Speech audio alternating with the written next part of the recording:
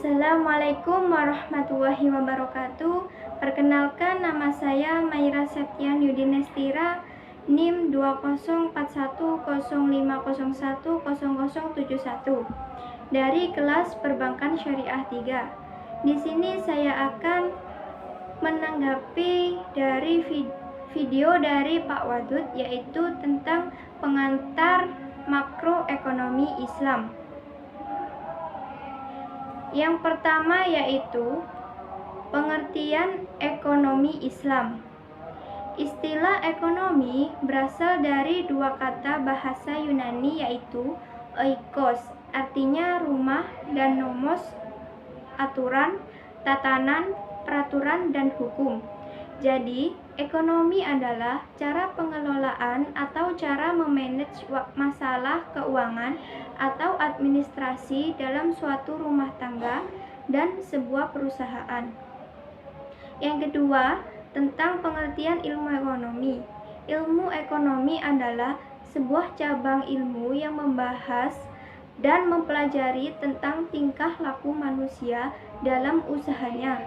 Jadi, dapat kita simpulkan bahwa sebuah ilmu yang mempelajari perilaku manusia, bagaimana manusia itu memiliki sumber daya yang terbatas, seperti sumber makanan, sumber air, dan sumber uang yang terbatas, dan dikelola dengan baik sehingga memenuhi tujuan yang dia inginkan. Selanjutnya yaitu pembagian ilmu ekonomi. Pembagian ilmu ekonomi dibagi menjadi tiga, yaitu ilmu ekonomi deskriptif, ilmu ekonomi terapan, dan ilmu ekonomi teori. Ilmu ekonomi deskriptif adalah kajian yang mendeskripsikan dan menceritakan apa adanya tentang situasi dan kondisi perekonomian suatu daerah atau negara pada masa tertentu, misalnya ekonomi Indonesia pada era Orde Baru. Ilmu ekonomi terapan adalah cabang ilmu ekonomi yang membahas secara khusus tentang penerapan teori ekonomi dalam suatu rumah tangga produksi, misalnya ekonomi perusahaan, ekonomi moneter, ekonomi perbankan, dan lain sebagainya. Dan selanjutnya yaitu ilmu ekonomi teori adalah ilmu ekonomi yang membahas gejala-gejala yang timbul sebagai akibat perbuatan manusia dalam usahanya untuk meningkatkan kesejahteraan masyarakat. Kemudian pembagian ilmu teori. Ilmu teori dibagi menjadi dua, yaitu ilmu ekonomi mikro dan ilmu ekonomi makro. Ilmu ekonomi mikro adalah ilmu yang mempelajari tentang perilaku perusahaan, mempelajari perilaku konsumen, dan bagaimana perusahaan itu menentukan harga barangnya.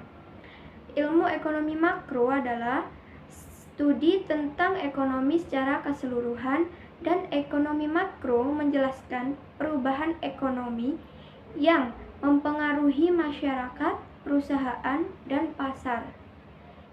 Ilmu ekonomi makro mempunyai beberapa konsep dasar, yaitu pendapatan dan pengeluaran, pengangguran, uang dan fungsinya, inflasi dan deflasi, permintaan agregat dan penawaran agregat, keseimbangan IS dan LM, dan yang terakhir ekspor dan impor.